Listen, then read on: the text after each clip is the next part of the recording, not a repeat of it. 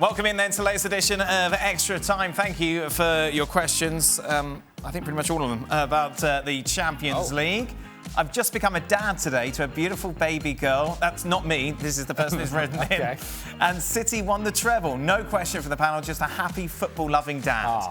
Congratulations, Jimmy. Hey. That's very good. All right, Jimmy. Any tips, Stevie? On what? On dealing with a baby? Yeah, keep both eyes shut at 3 o'clock in the morning. Get when you're asleep. So pretend you're asleep. Correct. Yes? Skill. Yeah. It's one of them. Even who can wait out the longest. Even if the baby's crying for an hour, you got to sit it out or lie it out, whatever. Sleep it out.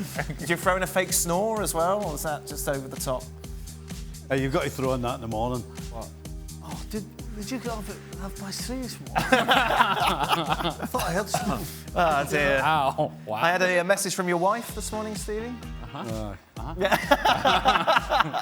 got a message last night. Stephen, it was your wedding anniversary, yes? It was, yes. Yesterday, June the 9th? It was. Yeah.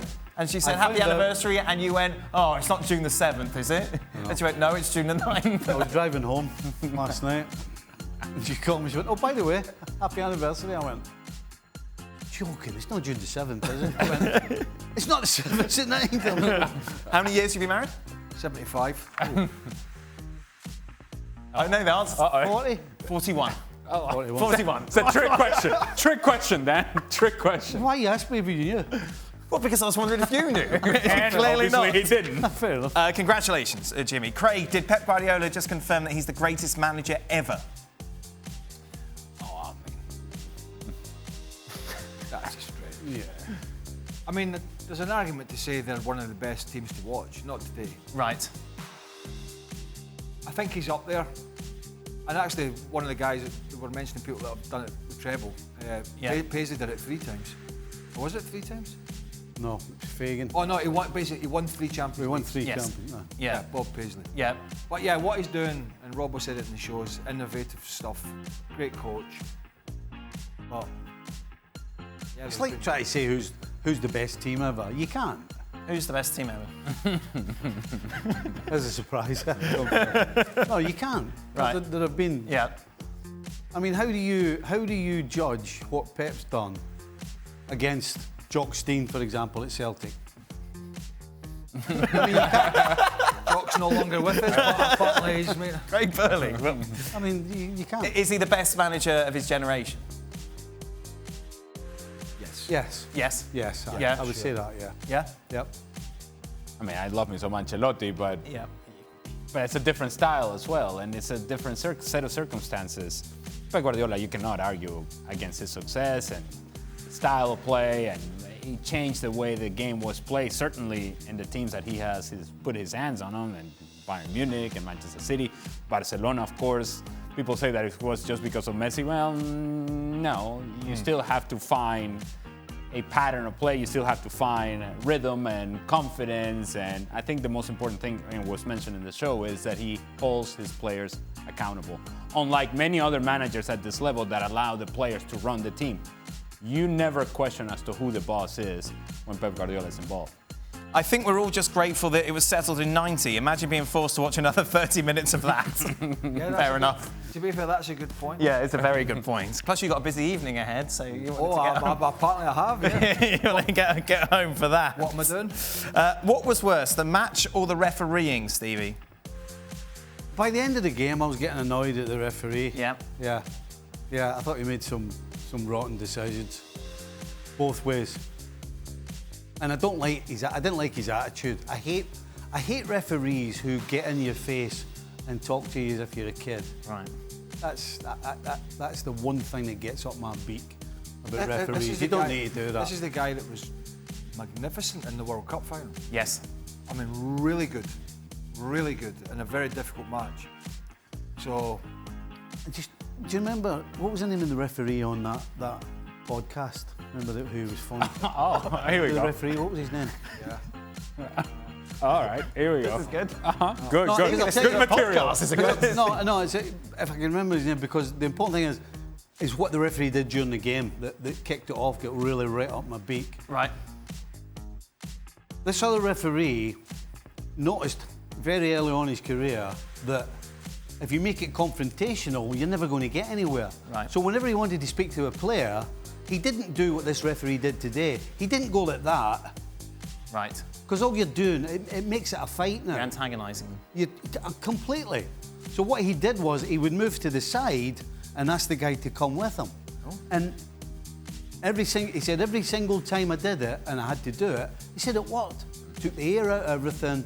Nobody felt as though they'd been dissed. And off they went. Dissed? You've got to get up with the jargon, by the way. So that kicks it off. When he gave it one of them, you hear as if it's like, that really... He could have helped the game. Simon Marciniak, let's give him the name. Right. He could have helped the match by controlling the fouling early on.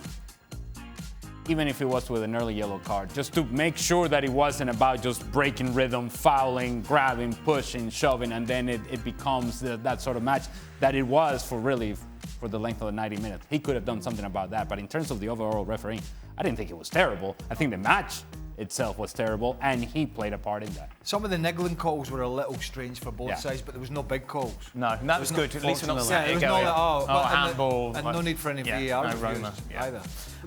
This game just missed Lahoz. Oh, yes. I mean, if he could have just come out of retirement, we'd have been talking about Craig, who has a better first touch, Haaland or Onana?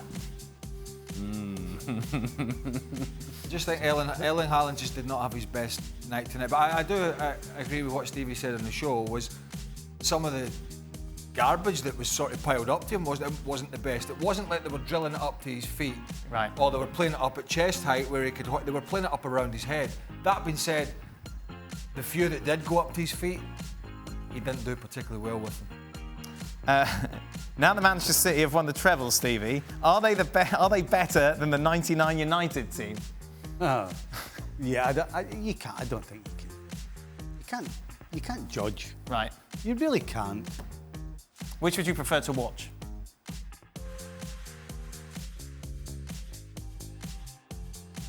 I would say the '99 United side, and a lot of it's to do with the way the game was played then. Right. Because you could still have proper challenges then. You can't have challenges today. You know, we're talking about the referee not taking control of niggling fouls. That's all you ever get today. You don't get any real challenges.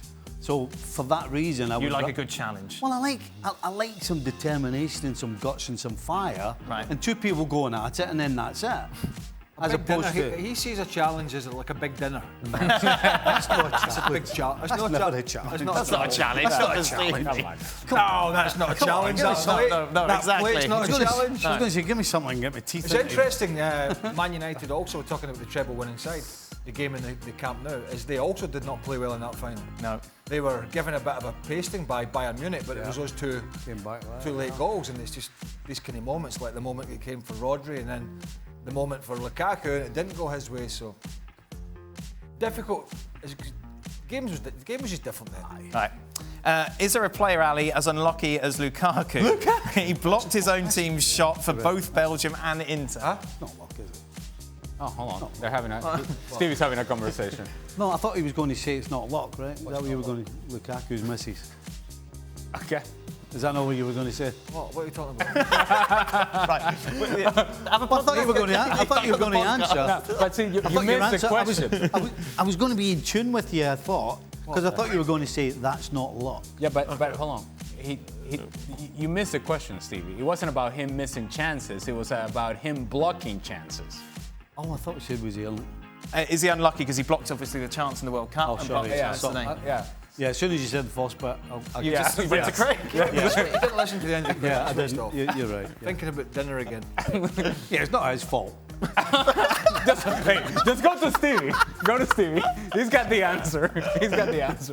The header was. Yeah, the header wasn't luck. But the blocks? Yeah. I mean, what's he supposed to do? Lucky or unlucky? He's unlucky with the block. Right, there we go. Anything you'd like to add? No. Right, okay. Stevie. To Stevie, right. Yes. Go to Stevie. Sorry. Can we now all admit that the unbeaten thing was harder than the treble? What unbeaten thing? So the Invincibles, I imagine he's referring to. Because I suppose two teams have done the treble, only one have done the Invincibles? You want me to talk to Craig about this? Or? Is that lucky? No, no. You're all right? Where are you going? Stay with us. Stay with I'm us. trying to decide. Okay, good. I'm trying to decide. Well, what should we do when you're trying? We can talk if you Have a want think. to. Have a think yourself. What do you think? I don't know. That's a tough one. Craig? No, I still stick with the treble. The treble? Ali? You go with the treble. Treble? Yeah. Stephen? Preston did it as well, you know. 2 teams did it. Okay. Does that count though? Because it was in 1932. I don't know, use that. Yeah, well, You're you're more likely to know about that than we You are. just happened to What, throw if in. you go unbeaten in 1932, it doesn't count? Well, that's my question, because you said, yes. Because it's been done twice. This is my the unbeaten assumption, thing reading this hasn't, question. and the unbeaten thing hasn't. Yes. When actually it has been done twice. Okay, so Because you Preston did still it haven't first. answered the question. Yeah, I'll go with the treble. To anyone, what should Chelsea do with Lukaku? Sell him, Yeah. loan him out again. Try and get a deal done with Inter, yeah? Yeah, I mean, he seems to be happy at Inter. Yes. Hasn't been happy anywhere else, lately anyway, so I think it's in his best interest to be in a place in which he's loved and appreciated. I don't think that's going to be the case at Chelsea, so if he can stay at Inter, I think it would work out best for him. Stevie, final question. When you win the Champions League, how long does it take for the idea that you won it to settle in? It doesn't really. It's not till further down the line. How far?